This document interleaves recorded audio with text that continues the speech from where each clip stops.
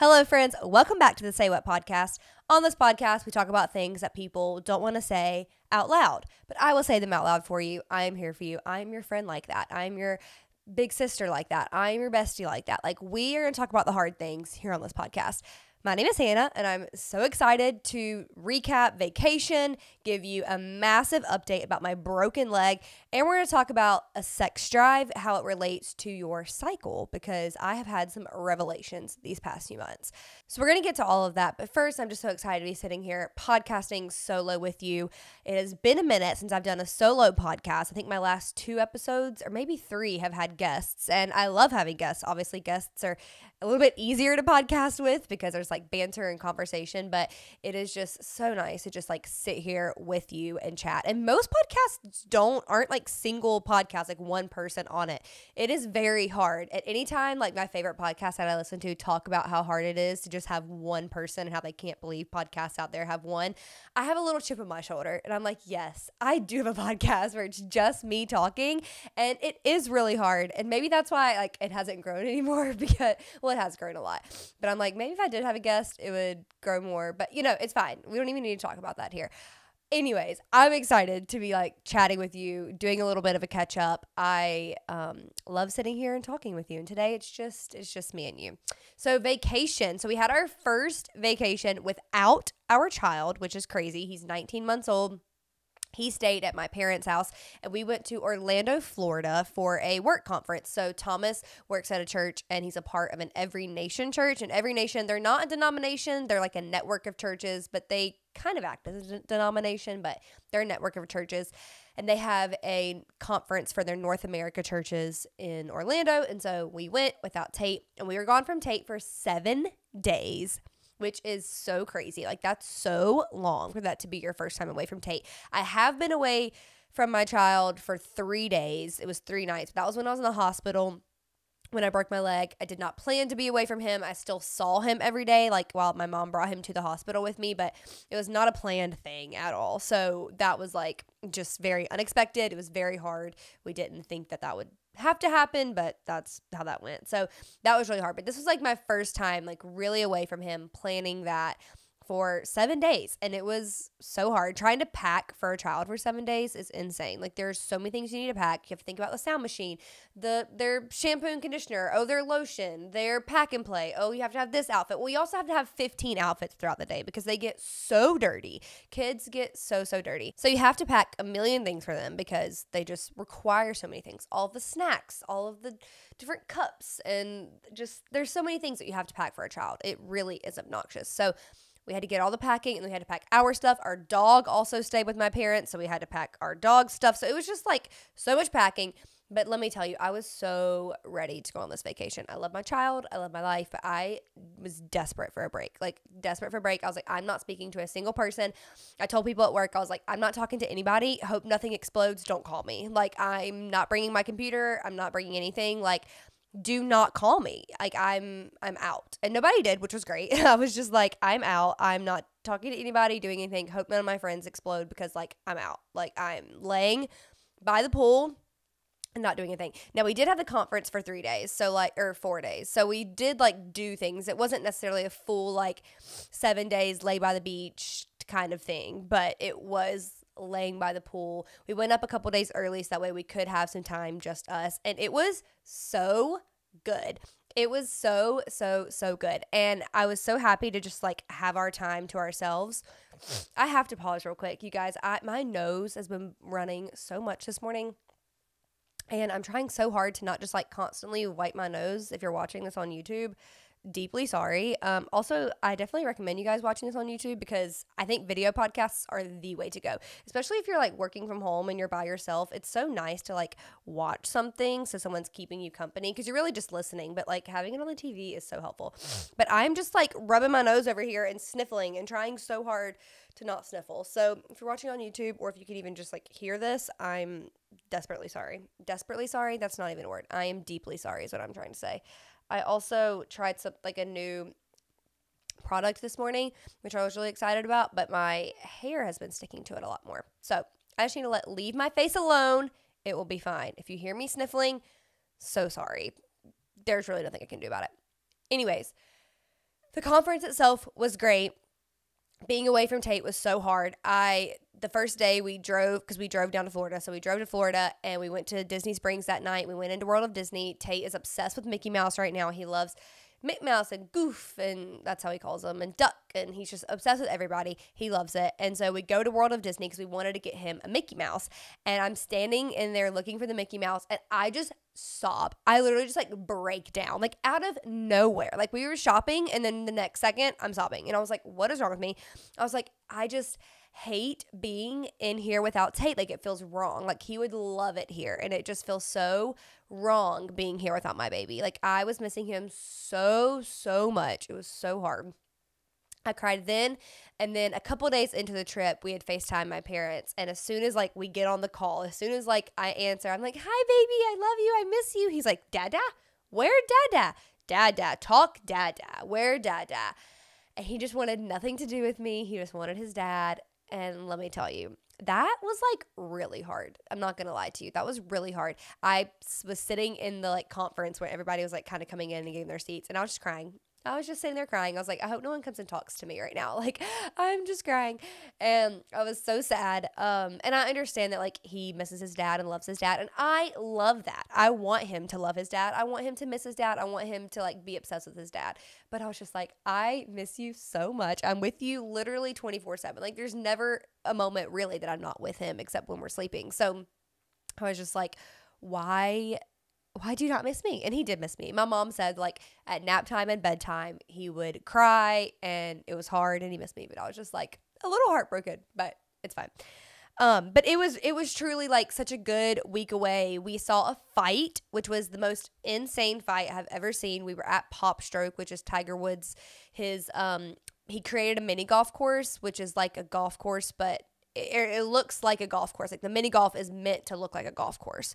So that was really fun. But we saw a fight. We were standing like, so there's a, what is the word? A fence. Why couldn't I find that word? Postpartum brain, even 19 months later, is still there.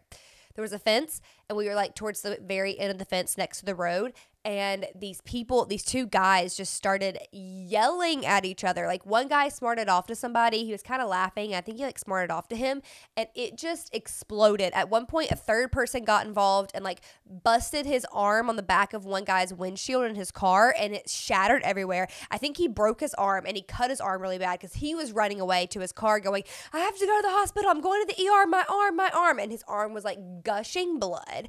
It was terrifying. I heard so many words that I have never wanted to hear, never want to hear again. I was terrified for my life because we were very close to it happening. At one point, these guys were both in their cars fighting with each other, like driving. They weren't hitting each other with their car, but they were driving really crazy. I literally looked at Thomas and I was like, we're going to go. There's going to be something pulled any minute now, and I'm not trying to get caught in the crossfire. So I literally started walking away. And because I was just like, I'm not doing this. I'm not going to be close to because me and Thomas were literally right where it was happening. Like I was right next to it. And I was like, it is 2024. We're in Florida. It's giving Florida. This whole fight was giving Florida. And I was just like, I can't do this. I don't want to die today in the crossfire. And so we walked away. Thankfully, nothing happened. Like nothing was pulled like I was expecting. Praise the Lord. People were just like yelling and was mad, and they drove away. But they were probably fighting for like 6, 7, 8 minutes, and everybody at Pop Stroke was just standing there like, mouth open, just what is happening? Like we could not believe what was happening. Everybody was like trying to figure out what was going on. It was crazy. So we did that. We saw a Twisters movie, which I love Twisters. I love the original Twister. It's one of my favorite movies. And this movie was 10 out of 10. I'm so obsessed. I will say the accent was terrible. Love Daisy Edgar Jones. I think she's a star. I think she's so beautiful. I think she's a really good actress. But her accent was awful. There was definitely moments where like she was starting to be British again and like forgot that she's supposed to be Southern. It was really bad. It was so bad. But the movie was perfect. Chef's kiss, like so good. I'm so obsessed. We did that. We laid by the pool a lot. I read a book. Me reading a book, couldn't believe it. I went through a book so fast. I went to get another book and then ended up not even reading the second one. And now I have another book I get to read. But I read a book. It was great. The conference itself was so good. Like hearing everybody from every nation just talk about what Every Nation is all about. And I was just left really encouraged. Like the Lord, I felt like gave me a word to keep going. And I was like, okay, I can keep going. That's good. Something I love about Every Nation is that I think they're called Every Nation because they truly want to be a network of churches that represents the body of Christ, which is every race, color, age, gender. I mean, everything, ethnicity, parts of the world. Like they want everyone to be able to have access to Jesus. And I was just in this room of people of all ages. I mean, literally like every race, every ethnicity. I heard so many different languages being spoken. We heard stories of things happening literally all over the world. Like it was the most diverse environment I have ever been in. They had women speaking, they had men speaking. Like it was the most diverse environment. And that's how our church is. Our church is extremely diverse in every way. Like I could be sitting somewhere on Sunday and I'm hearing like 2 or 3 different languages being spoken like while I'm just sitting there at church. Like it's crazy. And that is something that we have been so desperate for in our family, is for us and Tate to grow up around diversity. And always, not just race. And so I was so excited to be a part of this conference where I just hear like really the heart behind like Every Nation, because it was their 30-year anniversary. And so it was just so good. It was so good. Everybody was so kind and welcoming. And we've not been a part of Every Nation before, so this was our like first kind of experience with it. And it was just fantastic. Like I can't sing its praises enough. It was so good. So if you are looking for a church, I really recommend looking for an Every Nation church around your area.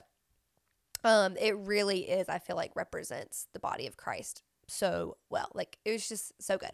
Can't sing his praises enough. So we did that. We did the conference. When we were driving home on Friday, we hit some traffic. And so Thomas was like, we are literally driving right next to the beach. Why are we not going to the beach? Like, what are we doing? So he just put it in his GPS. He was like, we're just going to go to the beach, because we were going to have to sit in traffic for about an hour. And he's like, why don't we just drive to the beach, hang out there for a little bit, and by the time like the traffic will work itself out and we'll be fine. So we like veered off. We went to the beach. I couldn't tell you what beach it was. It was like, I don't even remember the county. I have no idea. Truly no clue what beach we went to. Thomas didn't know either. We just put in our GPS and went. Like we just kind of picked a random like area and went, and it was beautiful. And I wasn't even in my bathing suit. We didn't get anything out. I was still in my like pants and t-shirt, and we just like stood by the water. But it was so beautiful, and it just felt so nice to just like see the ocean, have my feet in the sand. It felt so good. And then we stopped and got a snack and got back on the road, and it was just great. And then seeing Tate was perfect. He got so big the week we were gone, like truly humongous.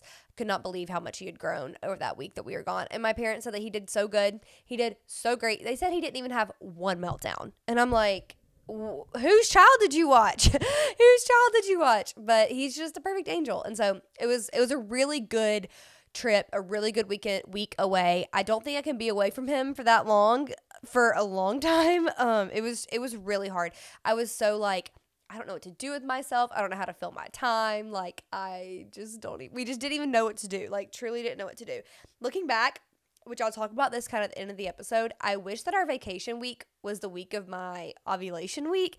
And this is going to sound so crazy, but whenever we actually plan like a vacation for just me and Thomas, I'm going to, in the future, try to plan it around ovulation week, because the sex drive during ovulation week, since not being on any kind of hormonal birth control and my like hormones kind of being back regulated, through the roof. It's the greatest. It's fantastic, which I'll talk about that at the end of the episode. So there's just your little like vacation recap. And my vacation plans moving forward will be planning my vacation around my ovulation, which, hey, maybe that's the key to like happy vacation life, going when you're ovulating.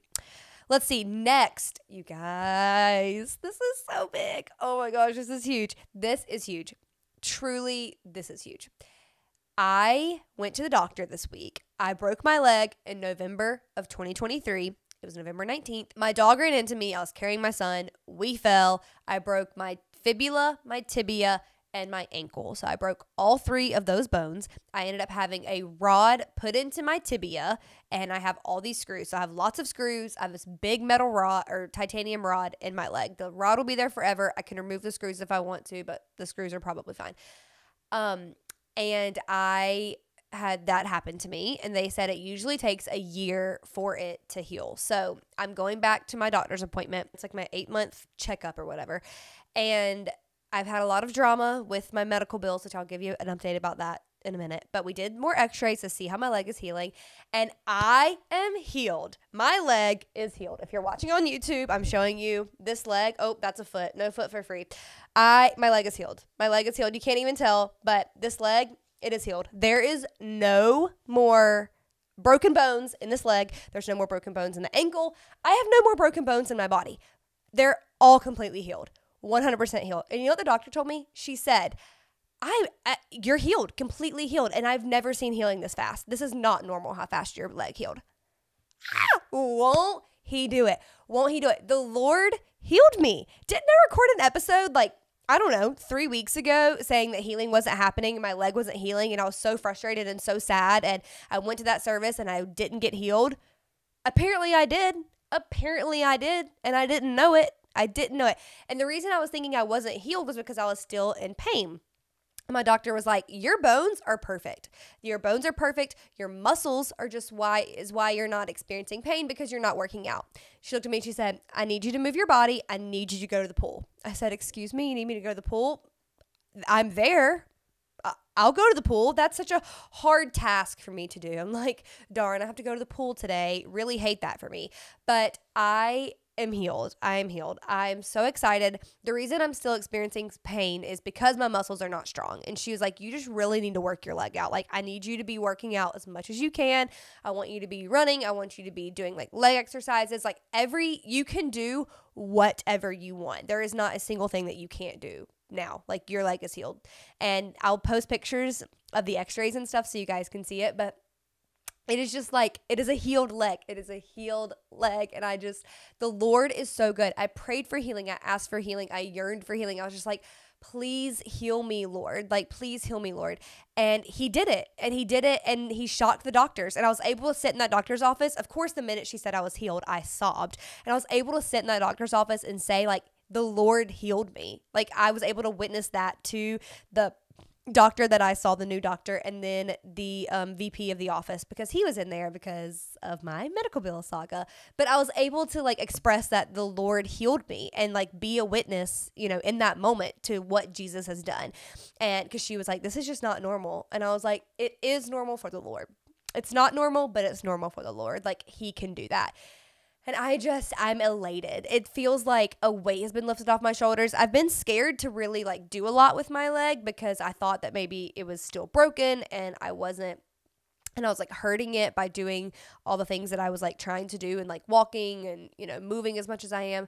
But she said that, so I was just scared. I had a lot of fear. And she was like, that's the reason your leg is still hurting, is because you've been scared to put pressure on it. You've been scared to work it out. Like, you need to push past that fear, get out of your mind that you're going to hurt yourself even more, because you're not. Like, you're healed. Your bones work perfectly. There's nothing more you can do. Like, you have to get to work now. Like, this is on you. And I said, yes, ma'am. Like, ma'am, yes, ma'am. This is on me. I'm on it. And I'm going to do it. And it is just huge. Like, this is so huge for my life. And so huge for my faith, honestly. Like, I feel like I really needed this like boost. He said he would do it and he did it. And a lot of things have been happening like behind the scenes a little bit with some stuff I'm working on for the podcast. And I try not to like do teasing too far out because like that's annoying. So I'm not going to talk about it. And then saying I'm not going to talk about it is a tease. And I'm really sorry, but I have to say this to explain it. But basically the Lord like told me something, and I did what he said. He told me to do something, and I did what he said to do. And now he's like showing up in ways that like I can't even explain. And I will tell all of those stories whenever I'm able to. And I'm so excited about it. But the Lord healed me, and it's so awesome. Like, it's so, so incredible. And it's just such a testament to like trusting his plan, trusting that he will do the things that he said he was going to do. And I just believe that so much for you and your story too. Like, if you're experiencing any painful sex, or if you're experiencing any like negative thoughts with purity culture, remember we talk about going from one path of your brain to the other, to choose a new path, to replace the lie with truth and replace that truth with scripture. And it really does help you like overcome those thoughts, but the Lord can also help you overcome those thoughts. You're doing that in like one. And I just want to encourage you that like the Lord can heal you. He's done it in my life. He can do it in your life. And there's no way, like I've always known since I was born that God is real. And and there's obviously been times where I'm like, I'm just on a floating rock and this is really bizarre that like I'm here in this time and there's like people who live all over the world and we're just like people. And like sometimes I have these like real disassociating thoughts, which is kind of, I feel like probably crazy to talk about, but sometimes I have these like disassociating thoughts. And then I'm like, no, like the Lord like created this earth and he's real and I believe it. And then he does things like this. And it just reminds me like God is so real. God is so present in my life. And God is real and present in my life even when he's not answering that prayer, even when he's saying not yet, even when he's closing a door, even when he's saying no. Like he is always going to use those no's and those not yets for his good. And I just get it. Like I can now share like, because I was in such darkness with not being healed, I feel like now I can share the hope and also be able to like relate and understand and empathize with those people who have not gotten that yet. And I can say like, I know how hard it is because I have been there, but the Lord did it, but the Lord healed me. Like, but I've always said, there's a scripture, it's even on my arm. It says, even if. I love Daniel 3:18, which people like on Pinterest, it says like, and if not, he is still good, which is not the scripture, like that's kind of like a summary of it, but it's the story of Shadrach, Meshach, and Abednego, and they're going into the fire, and they say like, okay, even if God does not save us from this fire when we go into the fire, he is still good, and we still love him, and we still worship him, and we still believe him, and we are still going to worship God even if he doesn't save us from the fire. And that's always been something I've tried to keep that attitude with. Even if he doesn't heal me, he is good. Even if he doesn't save this, he is good. Even if I have to work forever and don't get to do this podcast full time, like I hope and dream and have so many ideas about and want to do for the rest of my life, even if this podcast just stays here, like he is good and he has helped people and I'm doing what he's called me to do. I am trusting that he was going to heal my leg and he did it. Even when those moments and I thought he didn't do it because I still had pain, I just didn't understand like he did it. And now I have some responsibility in this. Now I have to do some things and I'm still praying that he just takes my pain away, but I have to do the work that he has asked me to do, that my doctors have asked me to do to help me not experience pain. But I am still believing that he can heal that part of me as well. But the fact that he healed me sooner than what was expected, and it's just not normal for me to be healed this fast, is crazy. It is crazy, and it's the Lord.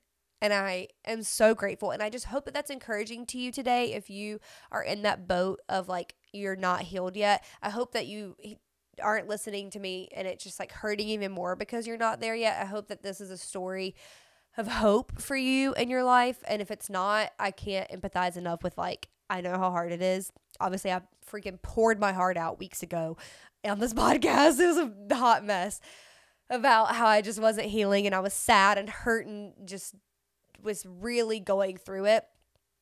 But the Lord is good, and the Lord is good, and he can heal you, and he healed me, and he can heal you. And that can be your story too. Let my leg, my beautiful leg, if you're watching on YouTube, you probably never wanted to see this much of my leg, but you're going to, because I'm so excited, so freaking excited about a healed leg. Like I can't explain it to you enough, but my leg is healed. Your painful sex can be healed. Your body can be healed. I'm believing it, and I'm praying for you and believing for healing for you. Now we're going to take a hard turn, just like very hard right turn to talk about the final thing I want to talk about today, which is sex drive. So I've been like mentally and like keeping track of my sex drive for the past few months. So my period came back. I stopped breastfeeding month 16 and my period came back the month right after that. And I've been keeping track ever since then of like what my sex drive has been like, because when I wasn't having my period and I was breastfeeding, I had a sex drive and I just wasn't tracking it. Like I wasn't keeping like a note of it happening. So I did still have a sex drive, and it probably was still when I was ovulating, but I just wasn't aware of it because I wasn't keeping track of it. I really started like once my period started just like keeping a note of it because I just wanted to kind of do like my own little research on it. And I was definitely desiring sex, but it was not as often at all.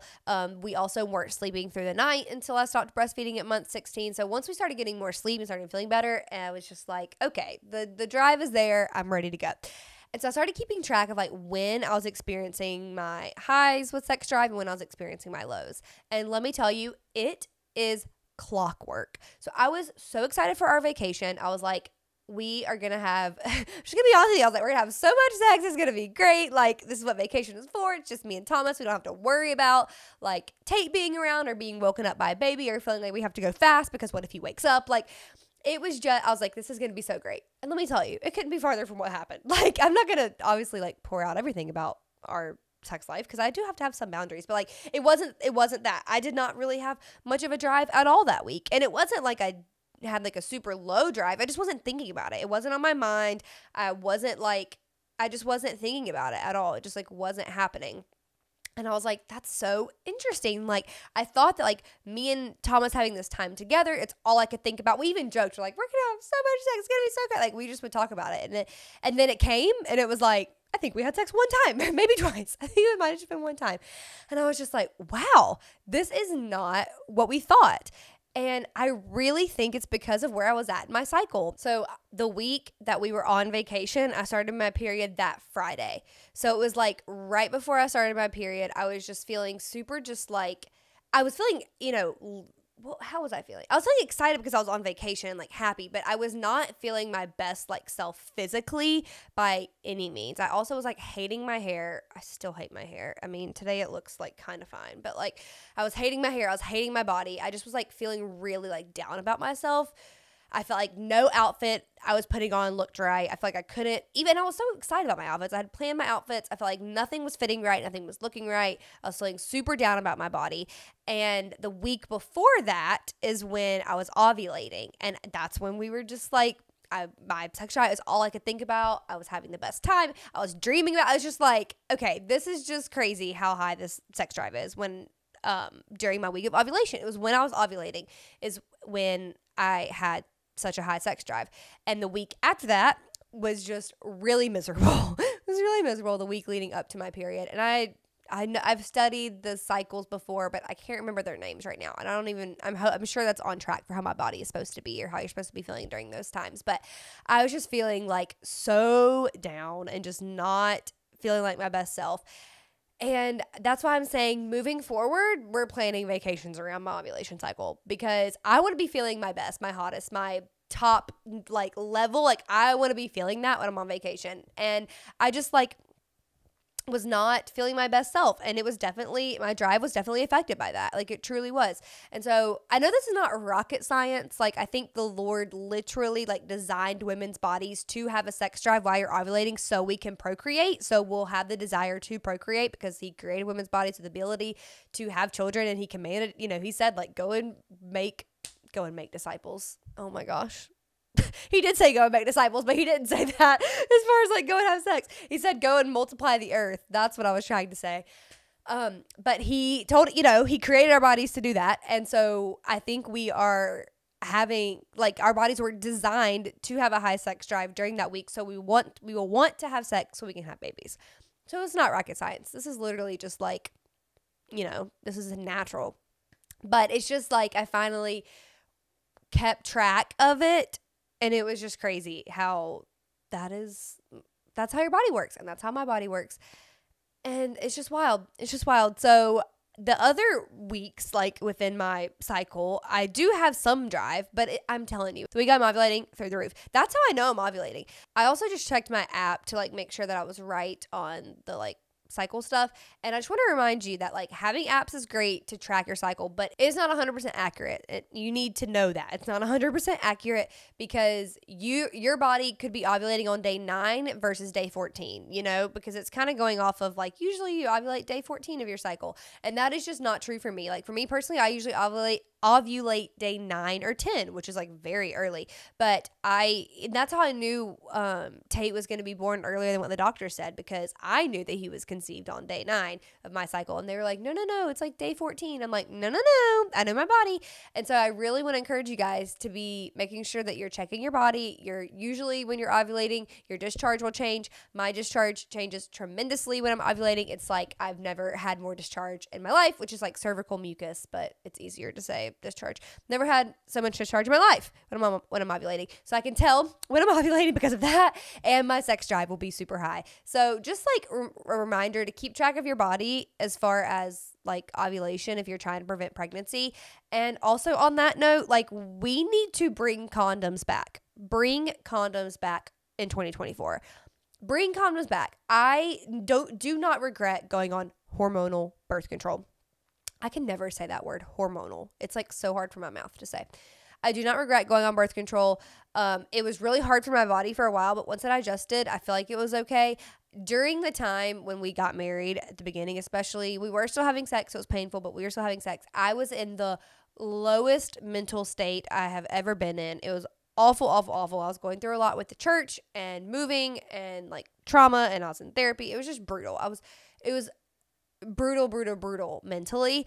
And I feel like the birth control maybe contributed to it being the worst place I was in mentally, but I was in no way to like remember to grab a condom, checking my cycle. Like I just was not mentally in that place. I needed to be on birth control just for like peace of mind of like, I don't have time to figure this out. I don't have time to make sure we have condoms. I don't have time to like check on that. Which I guess Thomas could have done the condom thing, but especially since I was experiencing painful sex, the condoms that we had tried, because we did try condoms a couple times, they just didn't feel right. And we didn't get the right brand. Now I know the right brand and I'll tell you those. But like they just didn't feel right, and it was adding more friction. It was just like making things worse. And so I think that the birth control that I used for that time was what was best for me. I was on NuvaRing. I tried the pill, and that was just a terrible experience. I tried to get an IUD. That didn't work. That was a terrible experience. And then I got NuvaRing, and it was great. It was what I needed. And then once I got off NuvaRing, I've literally never felt better. The weight came off. I was happier. I wasn't as mood swingy. So I definitely was experiencing like a lot of side effects when I was on NuvaRing. But I think for preventing pregnancy, that is what I needed for that time. But I do wish that I was given the Skin brand of condoms. And I mean, actually during that point, I don't know if that really would have helped, because I was experiencing painful sex, and any extra friction in there was more painful. But I do not think I'll ever go back on hormonal birth control. I've recorded a podcast talking about this, so this is not new information, but just being off of birth control and like letting my body do what it does, like that is also how I knew my sex drive was really high during ovulation, was because nothing else is like in my body right now dysregulating that. So it was just the best. And I know that people use birth control for other things besides pregnancy prevention. So I'm not an anti-birth control podcast at all. I do not believe that birth control is getting in the way of God's plan. If God wants me to have a baby, he's going to circumvent the birth control and I will have a baby. I'm not even worried about that. I know some people will feel that way.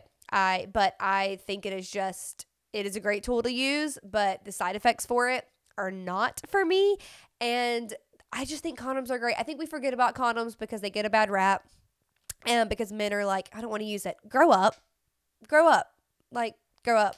Okay, you have a responsibility of preventing pregnancy as well. It's not just on her because she's the one who gets pregnant. It's on you too. You are both adults who are having sex. It's on you as well to help prevent the pregnancy. So just use a condom. Like, just use a condom. Okay? Okay. There are some men who are like, I don't want to use condoms. No, literally, you have to grow up. If you want to have sex, you need to grow up. Okay? It's on you too. And so you should use the Skin condoms. They are the best. I am begging them to work with me. Please work with me. There was a time when I was like begging Uberlube to work with me, and I don't think that will happen. I've talked to them a ton.